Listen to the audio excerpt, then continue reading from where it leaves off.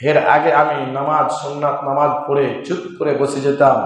আমি যদি খুতবা শুনতাম, খুতবা শ্রবণ করতাম, খুতবা শুনে কি বলছে সেটাকে যদি আমি অন্তরে অনুভব করতাম, তাহলে আমার রাসূল সাল্লাল্লাহু আলাইহি ওয়াসাল্লাম বলেছেন কি জানেন? এক সপ্তাহের গুনাহ মাফ, এক জুমা থেকে নিয়ে আর এক জুমার গুনাহ মাফ। আমরা তো গুনাহ মাফ করতে চাই না। নচেৎ কোন মুসলিম পুরুষ কিংবা মহিলা, কোন পুরুষ যুবক কিংবা বয়োজ্যেষ্ঠ নারী, কোন যুবতী ঘরে বসে থাকতে পারত না। এরা ঘরকে পবিত্র করত হয়তো নামাজের মাধ্যমে মহিলারা, আর পুরুষরা মসজিদে এসে তার রবকে সন্তুষ্ট করতে এবং নিজের জীবনের দাম এতটুকু বাড়িয়ে নিত যে সে নিজেও বুঝে না, জানে না। কারণ এরা মনে করে হয়তো আল্লাহ আমার অনেক দূরে সাত আসমানে, আমরা তো দেখতে পাই না একটা আসমানের বাইরে বেশি। এই যে চাঁদগুলো দেখি, তারাগুলো দেখি, সূর্য দেখি, এরা তো প্রথম আসমানের নিচেই রয়েছে। সেটাকে যদি আমরা ঠিকঠাক দেখতে না পাই, আমার রব তো সাত আসমানে রয়েছে, আমাকে কি করে দেখবে? এই জন্য তো হয়তো মনে করি, এই জন্যই হয়তো ভাবি, এই জন্যই হয়তো চিন্তা করি, এই জন্যই হয়তো অনুভব করি, আমি নামাজ পড়ি না তো দেখবে কি? পড়লে দেখবে কে? রব তো দেখে না, রব তো সাত আসমানের উপরে রয়েছে। এই জন্য হয়তো মুসলমান নামাজ থেকে পিছু পা হয়ে রয়েছে।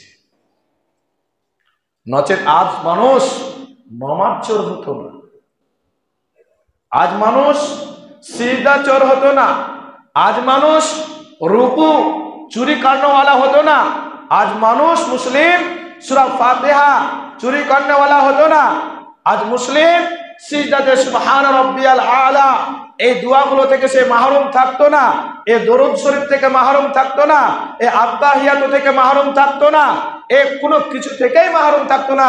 এরা শুধু জানে আমরা পৃথিবীতে খাবো গরু গাধার মতো, আর ঘুষের মতো, আর অন্যান্য চতুষ্পদ প্রাণীদের মতো। আমার রব তো সাত আসমানের উপরে রয়েছে, আর সে সীমাহীন, আমাকে দেখবে তো দেখবে কে? এ জানে না আমার রব আমার কতটা নিকটে।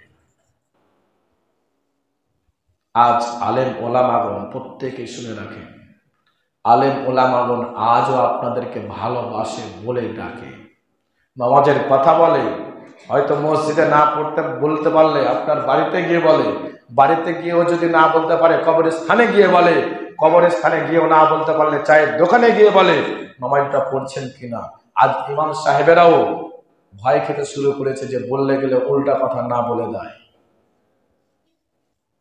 উল্টা কথা না বলে দেয়। আপনাদের সঙ্গ রয়েছে বলে ইমাম সাহেবেরা বলছে, মৌলভী সাহেবেরা বলছে, একটা সময় চলে আসবে আপনাকে কেউ বলার থাকবে না, একটা সময় আসবে মরে পড়ে থাকবেন, আপনার জানাজা কেউ করবে না, একটা সময় হবে আপনার মেয়ের বিয়ের জন্য ইমাম সাহেবের পায়ে ধরবেন, হাতে ধরবেন, ইমাম সাহেব যাবে না। এখনো সময় রয়েছে, আপনি মুসলিম, আপনি মুসলিম, আপনার রব আপনার কতটা নিকটে একবার জানো, একবার জানো, নচেৎ লাইফ বরবাদ হয়ে যাবে, লাইফ বরবাদ হয়ে যাবে। এই জন্য আল্লাহ রাব্বুল আলামিন জাহান্নামের কথা অনেক জায়গায় বলেছে, এমন কঠোর ভাবে বলেছেন, খুযুহু ফাগুল্লু সুম্মাল জাহিমু সাল্লু সুম্মা ফি সিলসিলাতিন জারউহা ফাসলুকু।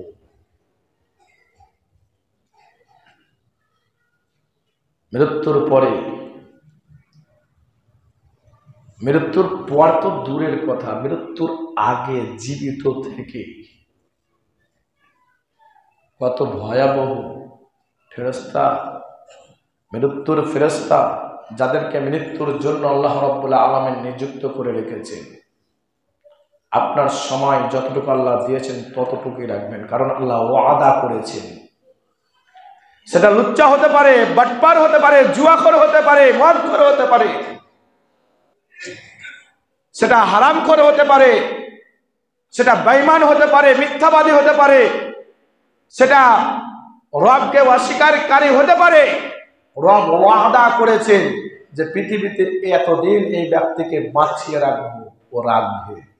আপনি যা করবেন করেন না কেন, কিচ্ছু কেউ করবে না, কিন্তু একটা পৃথিবীতে আপনার সম্মান হানি হবে, সম্মান থেকে আপনাকে বঞ্চিত করবে। কিভাবে বঞ্চিত শুনুন।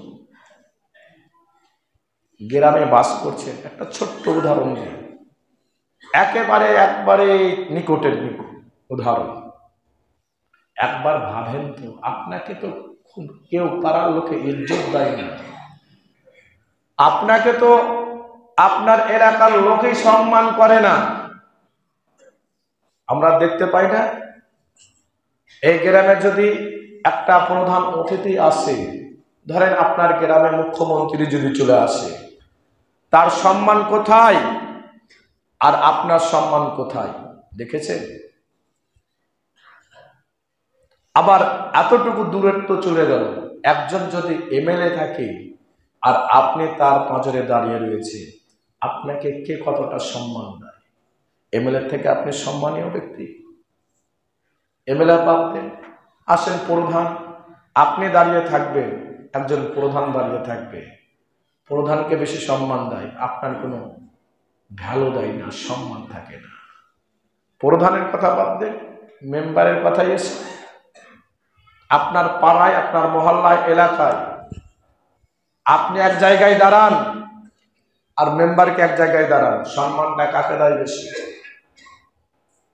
আপনার বেশি না মেম্বারের বেশি? তো আপনার সম্মানই থাকলো না, আপনার কোনো ভ্যালু দিল না। আমার রব বলছে, বান্দারে তুই তো পৃথিবীতে তুই একটা ছোট ছেলের কাছেও ভ্যালু পাস না, সম্মান পাস না, এরপরেও তোকে কি লজ্জা লাগে না? এরপরে তোর নিজের অন্তর যে দিয়েছি ধাক্কা লাগে না? এরপরেও কি তুই বুঝতে পারিস না যে পৃথিবীতে তোকে কেউ পাড়া মহল্লার তোকে সম্মান দিল না? একবার আমার কাছে আয় না, আমি তোকে সম্মানের অধিক পৃথিবীর পাত্র বানিয়ে দেব। খালি আমাকে একটু ভয় কর, অন্তরের মধ্যে ভয় কর, কারণ আমি তোর নিকটে রয়েছি। আমাকে যখনই তুই ডাকবি আমি তোর নিকটে নিকটে নিকটে, এতটা নিকটে যে তুই নিজেও জানিস না, এতটা নিকটে যে তোর থেকেও আমি বেশি নিকটে। আমার থেকে আমি কতটা দূরে, আমার গায়ে তো আমি সবসময় সেটে রয়েছি। আল্লাহ বলছেন, বান্দা আমি তোর থেকেও বেশি নিকটে। কোথা থেকে বলছেন ইমাম সাহেব? জেনে বলছেন না, না জেনে বলছেন? আল্লাহ আমার থেকে বেশি নিকটে কি করে হতে পারে? প্রশ্ন উঠতে পারে না? স্বাভাবিক। এই জন্য আল্লাহ রাব্বুল আলামিন ঘোষণা করে দিয়েছেন পবিত্র কোরআনুল কারীমের মধ্যে, সূরা কফ, সূরা নম্বর 50। আল্লাহ বলছেন, ওয়ালাকাদ খালাকনাল ইনসানা ওয়া না'লামু মা তুওয়াসবিসু বিহি নাফসুহু ওয়া নাহনু আকরাবু ইলাইহি মিন হাবলিল ওয়ারিদ। ওয়ালাকাদ খালাকনাল ইনসান, আমি মানুষকে সৃষ্টি করেছি। আমার কথা নয়, কোন ফেরেশতার কথা নয়, যিনি আমাকে আপনাকে তথা সারা বিশ্বের মানব জাতিকে সৃষ্টি করেছেন সেই মহান আল্লাহ রাব্বুল আলামিন বলছেন, ওয়ালাকাদ খালাকনাল ইনসানা ওয়া না'লামু মা তুওয়াসবিসু বিহি নাফসুহু